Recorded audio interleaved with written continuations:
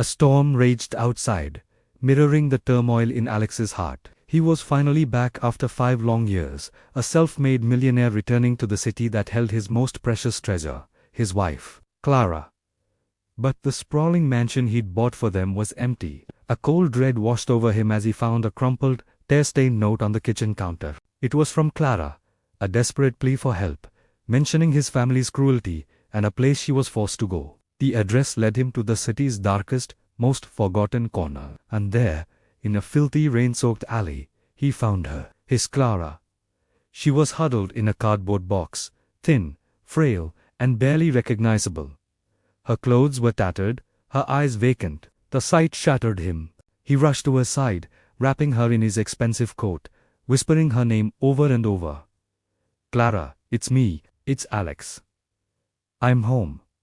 Her eyes flickered with a spark of recognition, and a single tear traced a path down her cheek before she fainted in his arms. At the hospital, the doctor's words were like daggers. Malnutrition, exhaustion, and severe emotional distress. "She's been through something terrible," the doctor said gravely.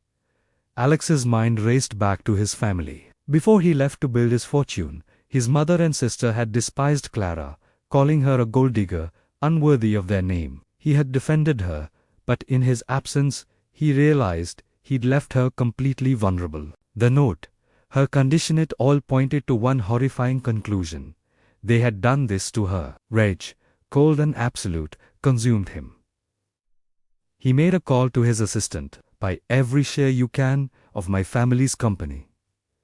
I don't care about the price. And start digging. I want to know everything they've done for the past 5 years. Every secret, every misdeed. Leave no stone unturned." He then looked at Clara, sleeping fitfully, and made a silent vow. "They will pay for this. I promise you, my love, they will pay." The next day, the city's business world was in chaos. A hostile takeover was underway. Alex's family's company, a pillar of the local economy, was under siege from an unknown, aggressive buyer. Panic set in. His mother and sister, smug in their social standing, scoffed at the news, completely unaware of the storm about to break over their heads. They were too busy planning a lavish charity gala, a testament to their generosity. Meanwhile, Alex was by Clara's side. He fed her, talked to her, and slowly, the light began to return to her eyes. He brought her old photo albums, recounting their happiest memories. He played her favorite music, filling the sterile hospital room with the warmth of their past. She started speaking again, her voice weak but clear, telling him fragments of the horror she'd endured, how his family had locked her out, seized her belongings, and spread vicious lies, turning everyone against her. They had systematically destroyed her life, leaving her with nothing. Every word she spoke fueled Alex's resolve. His assistant's report came in, detailing a long list of his family's unethical business practices and personal scandals. The ammunition was ready. The day of the charity gala arrived. It was the most anticipated social event of the year, with the city's elite and media all in attendance. His mother and sister were in their element, preening for the cameras. Just as his mother took the stage to give a speech about family values and compassion, the grand doors of the ballroom swung open.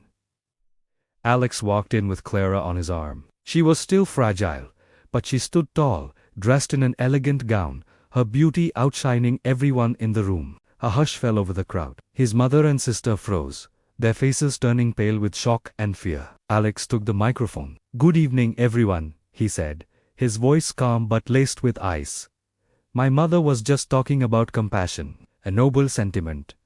Let me tell you a story about compassion, a story about my wife, Clara." He then laid everything bare. He told them how his family had thrown her out onto the streets, how they had left her to starve while they lived in luxury. He projected bank statements, forged documents, and witness testimonies onto the giant screens behind the stage. He exposed their shady business deals, their hypocrisy, their cruelty. The evidence was irrefutable. The guests gasped. The reporters' cameras flashed relentlessly. The empire his family had built on lies began to crumble in a matter of minutes. He concluded, "Tonight, I announce that I have acquired a controlling stake in their company. But I'm not here to run it. I'm here to dismantle it, piece by piece, and use its assets to create a foundation in Clara Snima Foundation dedicated to helping those who have been abandoned and betrayed.